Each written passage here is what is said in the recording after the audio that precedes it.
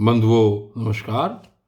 कल की वीडियो में आपने सुना कि चित्रकेतु किस प्रकार एक बहुत महान राजा थे और उनकी पत्नी 1 करोड़ रानियां थी उनके यहाँ, और उनको एक पुत्र उत्पन्न हुआ महाराज ब्रह्म ऋषि अंगिरा के वरदान से। और शेष रानियां जब उनके पुत्र से डाह करने लगी तो उन रानियों ने उस पुत्र को विष दे दिया, और राजा चित्रकेतु और उनकी रानी कृद्युति बहुत ही शोकमग्न हो गए। और उसके उपरांत नारद जी और अंगिरा महर्षि उनके पास आए। और आगे देखिए क्या है आज इस वीडियो में। श्री सुखदेव जी कहते हैं कि परीक्षित, राजा चित्रकेतु शोकग्रस्त होकर मुर्दे के समान अपने मृत पुत्र के पास ही पड़े हुए थे। अब महर्षि अंगिरा और देवर्षि नारद उन्हें सुंदर सुंदर उक्तियों के से समझाने लगे। उन्होंने कहा, राजेंद्र, जिसके लिए तुम इतना शोक कर रहे हो वह बालक इस जन्म और पहले के जन्मों में तुम्हारा कौन था, उसके तुम कौन थे, और अगले जन्मों में भी उसके साथ तुम्हारा क्या संबंध रहेगा। जैसे जल के वेग से बालों के कण एक दूसरे से जुड़ते और बिछुड़ते रहते हैं, वैसे ही समय के प्रवाह में प्राणियों का मिलन और बिछोह होता रहता है। राजन, जैसे कुछ बीजों से दूसरे बीज उत्पन्न होते और नष्ट हो जाते हैं, वैसे ही भगवान की माया से प्रेरित होकर प्राणियों से अन्य प्राणी उत्पन्न होते और नष्ट हो जाते हैं। राजन, हम, तुम और हम लोगों के साथ इस जगत में जितने भी चराचर प्राणी वर्तमान हैं, वे सब अपने जन्म के पहले नहीं थे और मृत्यु के पश्चात नहीं रहेंगे। इससे सिद्ध होता है कि इस समय भी उनका अस्तित्व नहीं है, क्योंकि सत्य वस्तु तो सब समय एक सी रहती है। भगवान ही समस्त प्राणियों के अधिपति हैं, उनमें जन्म मृत्यु आदि विकार बिल्कुल नहीं है। उन्हें न किसी की इच्छा है और न अपेक्षा। वे अपने आप परतंत्र प्राणियों की सृष्टि कर लेते हैं और उनके द्वारा अन्य प्राणियों की रचना, पालन तथा संहार करते हैं। ठीक वैसे ही जैसे बच्चे घर घरौंदे खेल खिलौने बना बनाकर बिगाड़ते रहते हैं। राजन, जैसे एक बीज से दूसरा बीज उत्पन्न होता है, वैसे ही पिता की देह द्वारा माता की देह से पुत्र की देह उत्पन्न होती है। माता पिता और पुत्र जीव के रूप में देही हैं और बाह्य दृष्टि से केवल शरीर। उनमें देही जीवघट आदि कार्यों में पृथ्वी के समान नित्य है। राजन, जैसे एक ही मृतिका रूप वस्तु में घटत्व आदि जाति और घट आदि व्यक्तियों का विभाग केवल कल्पना मात्र है, उसी प्रकार यह देही और देह का विभाग भी अनादि एवं अविद्या कल्पित है।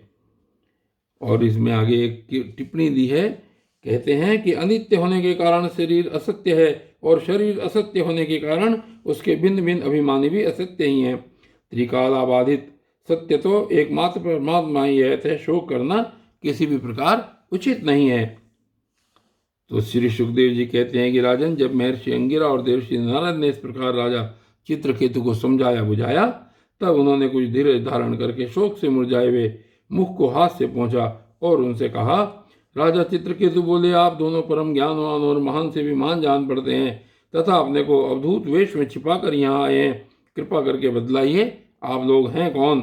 मैं जानता हूँ कि बहुत से भगवान के प्यारे ब्रह्मवेत्ता मेरे जैसे विषयासक्त प्राणियों को उपदेश करने के लिए उन्मत्त का सा वेश बनाकर पृथ्वी पर स्वच्छंद विचरण करते हैं।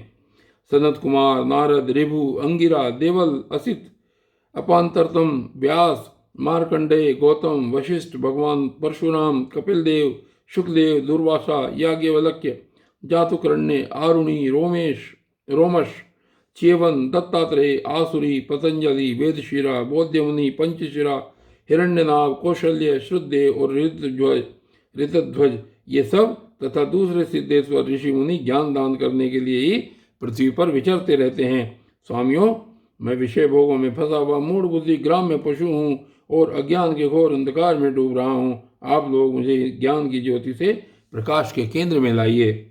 महर्षि अंगिरा ने कहा, राजन, जिस समय तुम पुत्र के लिए बहुत लालायित थे, तब मैंने ही तुम्हें पुत्र दिया था। मैं अंगिरा हूँ। ये जो लोग तुम्हारे सामने खड़े हैं स्वयं ब्रह्मा जी के पुत्र सर्वसमर्थ देवर्षि नारद हैं। जब हम लोगों ने देखा कि तुम पुत्र शोक के कारण बहुत ही घने अज्ञानांधकार में डूब रहे हो, तब सोचा कि तुम भगवान के भक्त हो, शोक करने योग्य नहीं हो, अतः तुम पर अनुग्रह करने के लिए ही हम दोनों यहाँ आए हैं। राजन, सच्ची बात तो यह है कि जो भगवान और ब्राह्मणों का भक्त है उसे किसी अवस्था में शोक नहीं करना चाहिए। जिस समय पहले पहले मैं तुम्हारे घर आया था उसी समय मैं तुम्हें परम ज्ञान का उपदेश देता, परंतु मैंने देखा कि अभी तो तुम्हारे हृदय में पुत्र की उत्कट लालसा है, इसलिए उस समय तुम्हें ज्ञान न देकर मैंने पुत्र ही दिया। अब तुम स्वयं अनुभव कर रहे हो कि पुत्र पाने को कितना दुख होता है। यही बात स्त्री, घर, धन, विविध प्रकार के ऐश्वर्य, संपत्तियां, शब्द, रूप, रस आदि विषय, राज्य, वैभव, पृथ्वी, राज्य, सेना, खजाना, सेवक, अमात्य, सगे संबंधी, इष्ट मित्र सब के लिए है, क्योंकि ये सब के सब अनित्य हैं।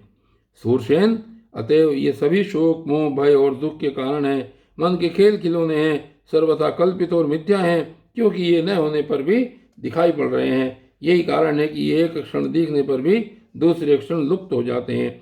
ये गंधर्व नगर स्वप्न, जादू और मनोरथ की वस्तुओं के समान सर्वथा असत्य हैं। जो लोग कर्म वासनाओं से प्रेरित होकर विषयों का चिंतन करते रहते हैं, उन्हीं का मन अनेक प्रकार के कर्मों की सृष्टि करता है। जीवात्मा का यह देह जो पंचभूत, ज्ञानेन्द्रिय और कर्मेंद्रियों का संघात है, जीव को विविध प्रकार के क्लेश और संताप देने वाली कही जाती है। इसलिए तुम अपने मन को विषयों में भटकने से रोककर शांत करो, स्वस्थ करो और फिर उस मन के द्वारा अपने वास्तविक स्वरूप का विचार करो तथा इस द्वैत भ्रम में नित्यत्व की बुद्धि छोड़कर परम शांति स्वरूप परमात्मा में स्थित हो जाओ। देवर्षि नारद ने कहा, राजन, तुम एकाग्रचित्त से मुझसे यह मंत्रोपनिषद ग्रहण करो। इसे धारण करने से 7 रात में ही तुम्हें भगवान संकर्षण का दर्शन होगा। नरेंद्र, प्राचीन काल में भगवान शंकर आदि ने श्री संकर्षण देव के ही चरण कमलों का आश्रय लिया था। इससे उन्होंने द्वैत भ्रम का परित्याग कर दिया और उनकी इस महिमा को प्राप्त हुए, जिससे बढ़कर तो कोई है ही नहीं, समान भी नहीं है। तुम भी बहुत शीघ्र ही भगवान के उसी परम पद को प्राप्त कर लोगे। और बंधुओं, आज के इस वीडियो में बस इतना ही, और आगे क्या कथा चलती है ये फिर देखेंगे। तब तक के लिए धन्यवाद।